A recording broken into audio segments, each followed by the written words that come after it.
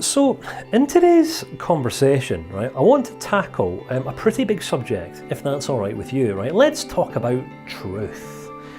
Now, if you trawl the World Wide Web, you're going to find all sorts of abstract conversations going on. People asking the question, does truth exist? Some people will say, yes, it does. All truth is subjective. Other people will say, no, truth is the essence of objectivity. It's an interesting idea, isn't it? You know, if you think about it. Some people spend their entire days, debating whether truth exists or whether it doesn't. If you want a definitive answer, just look at the court of law. All right, why does the court of law exist? All right, to determine the difference between objective and subjective, Your Honour, which means, all right, that truth must exist, because in order for justice to be served throughout the world and society at large, we must find our way of determining what's true from what's not true. Because some people who break the rules and break the law aren't always 100% willing to be completely honest, right? So, perhaps there's a connection between honesty and truth, right? I understand there's different types of truth, isn't there? There's truth from our perspective. What's our perspective? Our perspective in life is just how we see things. There's a big difference, isn't there, in life between our focus and our perspective. Our focus goes upon things, so we focus on things. Our focus is essentially what we're looking at, whereas our perspective is where we're looking from. Our perspective is kind of based upon our beliefs, our worldviews, our attitudes, our preferences, what we like, what we dislike, what we agree with, what we disagree with, what we approve of, what we disapprove of, and also what mum and dad told us was right back when we were children. All right, so I reckon that one of the greatest challenges that we can kind of take head on in life, if we choose to, is working hard to become students of truth. Because as we become students of truth, we become students of wisdom.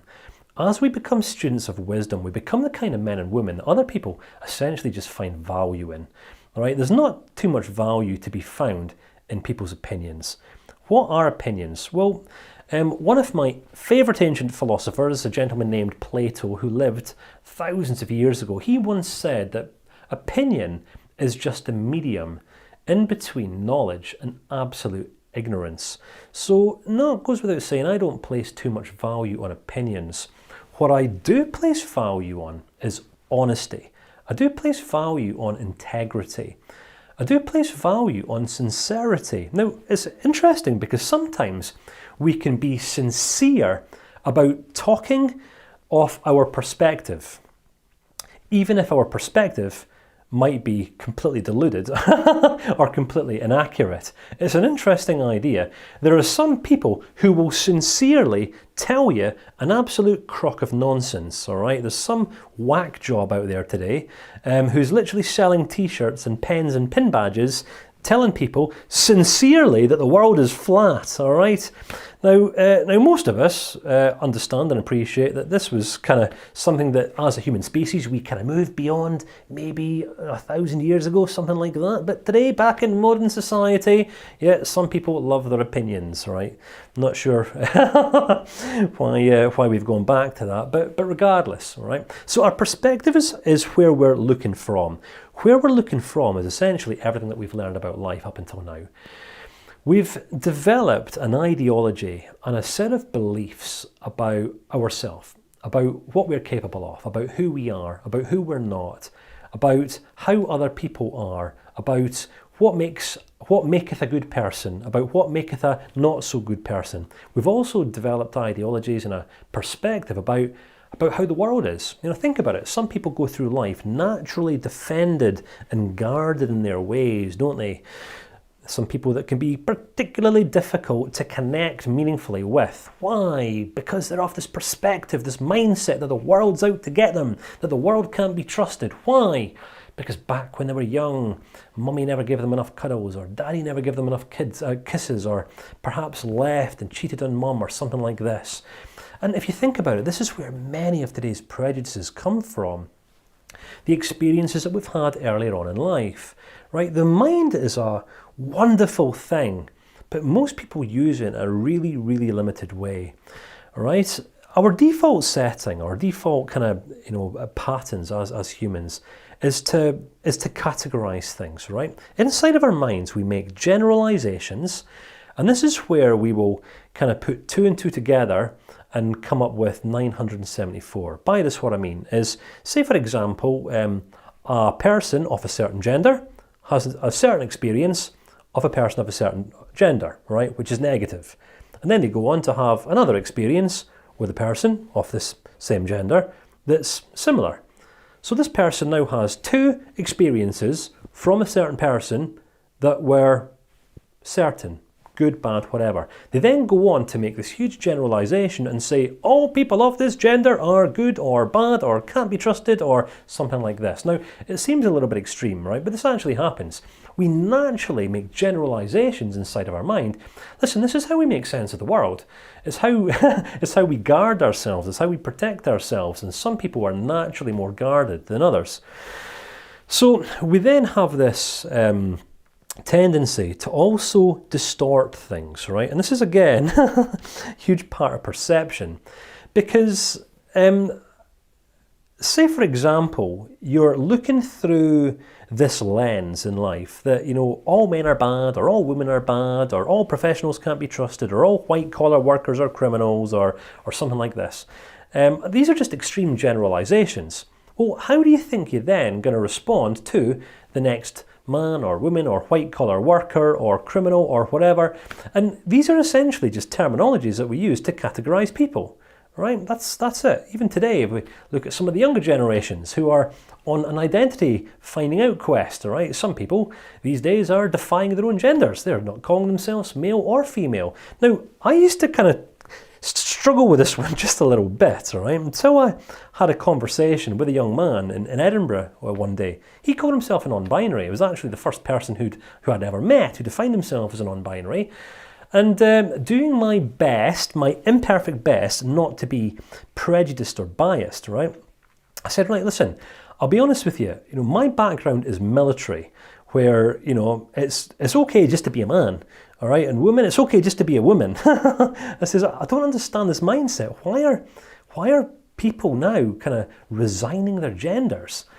And after about maybe 5, 10, 15 minutes of a bit of a self-righteous rant, once we got that out of the way, we got into this place of honesty.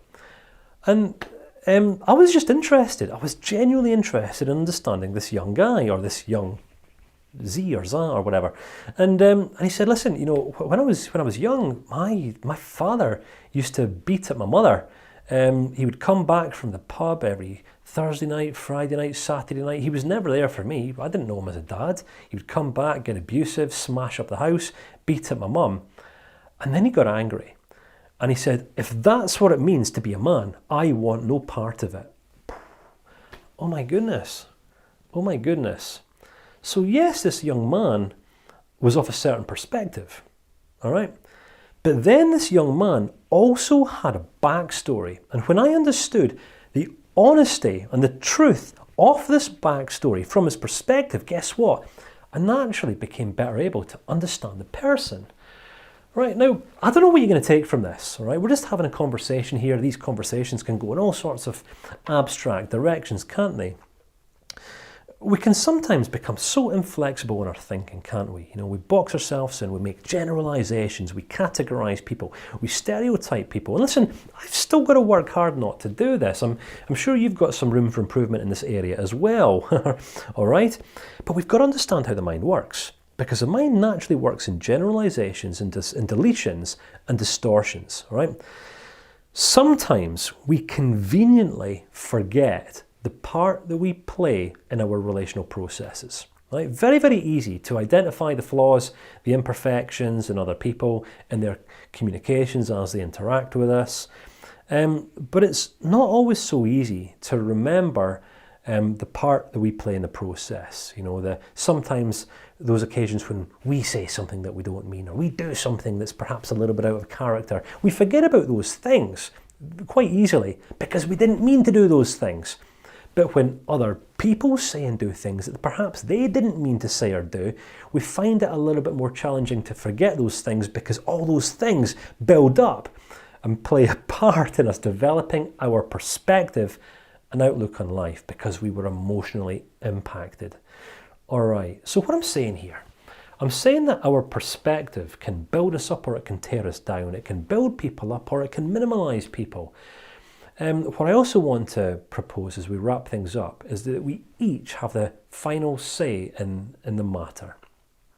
I've found in recent years that it's useful to approach people, to approach circumstances, to approach situations without any expectations. Because some people go through life disappointed and hurt because of what they've found. When we can learn how to manage and regulate our expectations and essentially not have any whatsoever, what we reduce and completely eradicate is any chance that we would otherwise have of being disappointed or becoming disenfranchised by someone or by something because they because it just simply didn't come through and deliver upon what it was that we were expecting. So listen, I don't know what you're going to take from this, something, possibly nothing, but I'll look forward to hopefully seeing you in one of these future discussions.